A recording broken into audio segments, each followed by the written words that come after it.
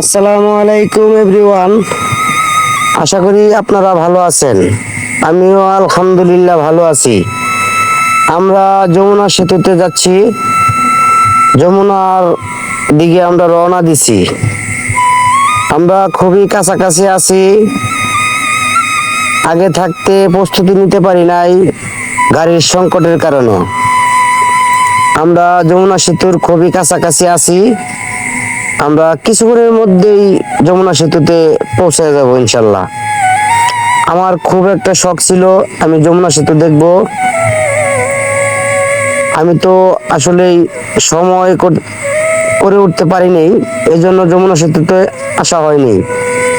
যাক, এবার কুরবানি ঈদে আমারও ভাগ্য হয়েছে যমুনা সেতুতে আসার জন্য।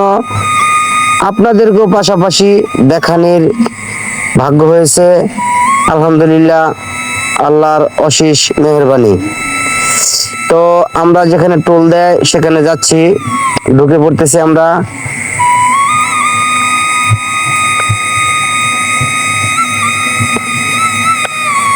এই যে এখানে গাড়ির টোল নেবে, দেখি টোল কত টাকা নেয়।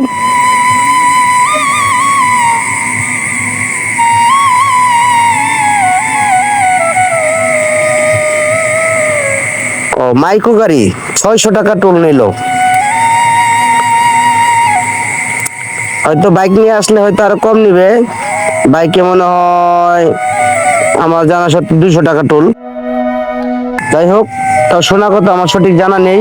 আমরা এখন ব্রিজের দিকে এগিয়ে যাচ্ছি। যেখানে টোল নেয় ওই জায়গায় আমরা ক্রসিং করলাম। আমরা ব্রিজের দিকে যাচ্ছি।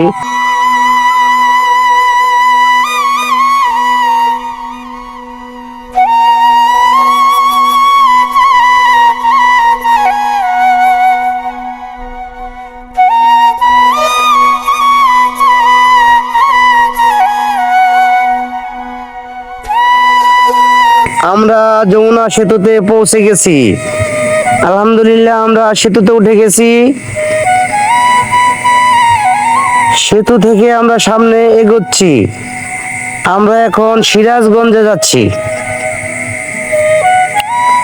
সিরাজগঞ্জ যমুনা সেতুর ওপারে। সিরাজগঞ্জের বেশি ভিতরে যাব না আমরা। আমরা সায়দাবাদ থেকে ঘুরে আসব। হাতে সময় কম, অবেলা করে আসছি, এই জন্য আমরা দূরে কোথাও যাইতে চাইতেছি না।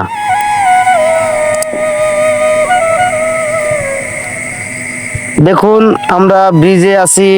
আমি মাইক্রোর ভিতর থেকে ভিডিও করতেছি। প্রচন্ড স্পিড মাইক্রো, 80-তে চলতেছে মাইক্রো। তার গতিবেগ 80। তার মানে বাহিরে মোবাইল হাত দিয়ে ধরে রাখা সম্ভব নয়। আমি এই জন্য গাড়ির ভিতরের গ্লাস দিয়েই ভিডিও করতেছি। যদি সম্ভব হইতো তাহলে অবশ্যই বাহির থেকে ভিডিও করতাম।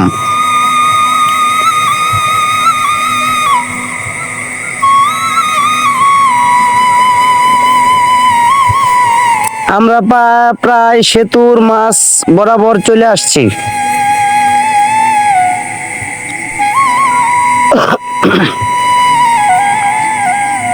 আমি এখন গাড়ির ছাদের উপরে তুলতেছি হাত। অনেক কষ্ট হইতেছে, তারপরেও চেষ্টা করতেছি আপনাদেরকে যমুনা নদীটা দেখানোর জন্য। কিন্তু হাতে অনেক লাগে বাতাস, এই জন্য দেখাতে পারতেছি না।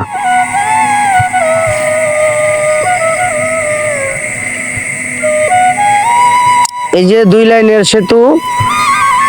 আমার ডাইন পাশ থেকে গাড়ি আসতেছে, উত্তরবঙ্গের থেকে আসতেছে গাড়ি আমার ডাইন পাশে যেটা। আর আমি ব্রিজের বাম পাশ দিয়ে যাচ্ছি। মানে আমাদের এদিক থেকে যাওয়ার পথে আমরা বাম পাশে যাচ্ছি। এই যে দেখেন, এখানে চর ভাসছে। যমুনার মাঝখানে হালকা কিছুটা চর আছে, এই জায়গায় কচুরিপানা।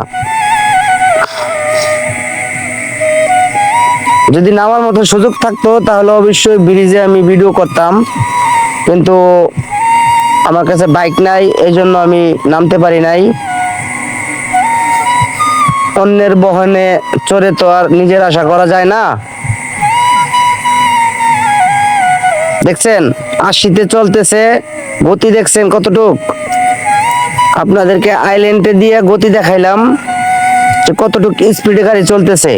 আমার কাছে মনে হইতেছে যে 80 পার হয়ে গেছে। দুঃখের বিষয় গাড়িতে মিটার নাই, এজন্য আমি দেখাইতে পারতেছি না, না হলে গতিবেগ দেখাই দিতাম। আমি আনুমানিক একটা ধারণা করতেছি।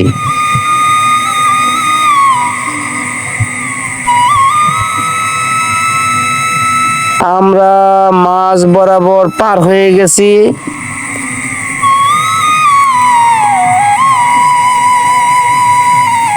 প্রায় কাছাকাছি চলে আসতেছি, আমরা সিরাজগঞ্জে ঢুকবো।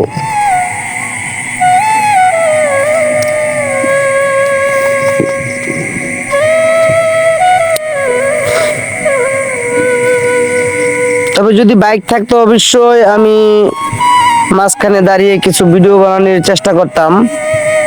অবশ্যই সুযোগ সুবিধা থাকতো। নিজস্ব পার্সোনাল কোনো গাড়ি থাকলে আসলে ভাড়া গাড়িতে দাঁড়ানোর কোনো সুযোগ নাই।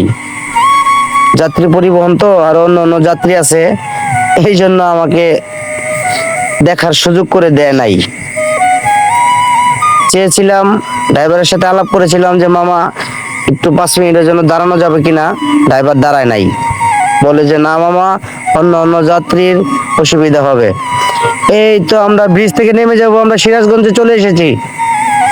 আমরা নেমে গেছি অলরেডি ব্রিজ থেকে।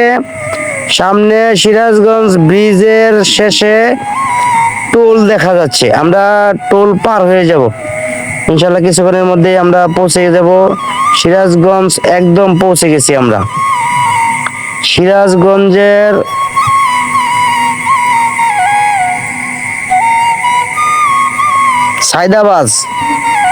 সায়দাবাজে আছি আমরা।